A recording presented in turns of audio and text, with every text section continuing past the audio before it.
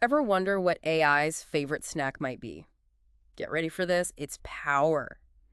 And like a lot of it. Yeah, it's pretty wild. We're going deep on this today, digging into this Substack article from Future Tech with Yanyan called New Atomic Power, Food for AI.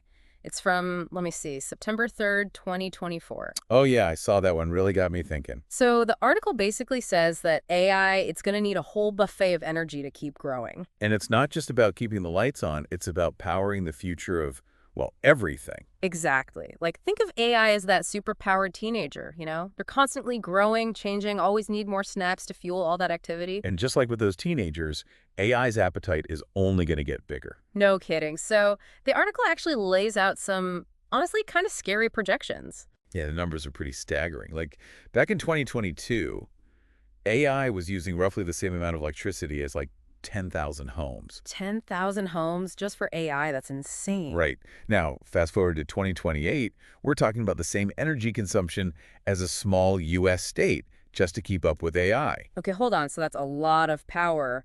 But, like, why should I care? I mean, is this really going to impact me directly, or is this like a tech people problem? Oh, no, you should definitely care. This is going to hit everyone, and probably sooner than we think. Okay, how so? Well, think about it. Imagine the strain on the power grid during a heat wave. Everyone's blasting the AC, right? Right. Now, add on top of that the exponentially growing demands of AI. We're talking potential energy shortages, blackouts, maybe even higher electricity bills just to keep up. Whoa, I hadn't even thought about it like that. Yeah, it's a big deal.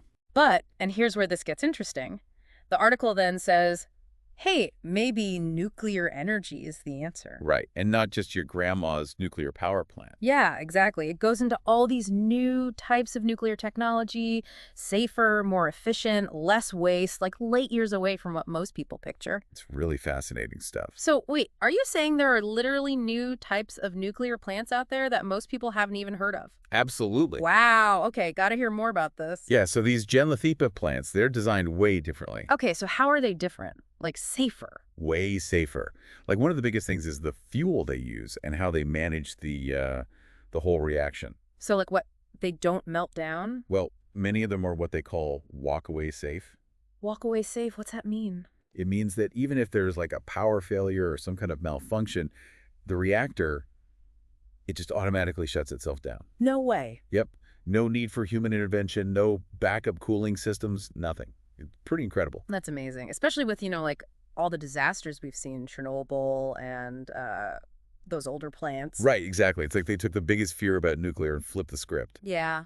And, it's interesting how this ties back to AI. What do you mean? Well, if we're going to see this crazy growth in AI, the kind of stuff we hear about all the time, we need a similar leap in how we get energy. You're saying these Gen 30 feet plants, that's the leap. Could be, yeah.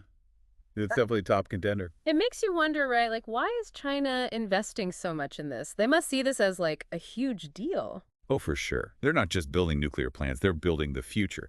They want to be the leaders in AI, which means they need to be leaders in energy too. So it's like a whole new arms race. But instead of weapons, it's like bits and watts. Exactly. And it's not just China, by the way. Really? Who else? The article actually mentioned a few companies right here in the U.S. that are doing some really cool things. Oh, yeah. Like who? Have you heard of, let me see, Commonwealth Fusion Systems, TAE Technologies, or Helion Energy? Maybe. I don't know those. Not really. What are they doing? They're all working on fusion power. Wait, fusion, isn't that like theoretical? Not anymore. Remember how we talked about fission, splitting atoms? Fusion's like the opposite. You're fusing atoms together. Like the sun. Exactly. The Yep. same process powers the sun. And that's what, more powerful than fission? Potentially, yeah. And cleaner, way less waste. It's like the holy grail of clean energy. Okay, but if it's so great, how come it's not everywhere already? What's the catch? It's really, really hard to do. Hard how? You're essentially trying to recreate the conditions at the core of the sun, but on Earth. Whoa. Yeah, we're talking about insane temperatures and pressures, hundreds of millions of degrees. So, like, trying to bottle a star? Pretty much. Wow. And are these companies, are they actually making progress on this? They are. It's pretty incredible, actually. It's still experimental, but they're getting a ton of investment. Oh, yeah. Who's investing in this stuff? Well, the article mentioned Helion Energy got a big investment recently from, get this, Sam Altman.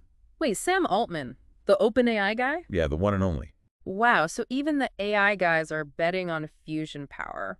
It makes sense, right? If you want to see AI really take off, you need an energy source that can keep up. Fusion could be that answer.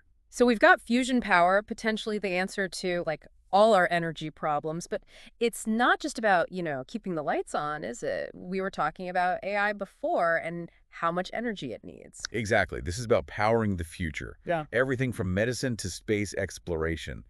AI could revolutionize those things, but it needs a lot of energy. It's like we're building these like super fast cars, but we haven't figured out the fuel yet. Perfect analogy. Fusion could be that fuel. It's kind of poetic, right? AI needs so much power, but it might actually be what pushes us to finally solve our energy problems for good.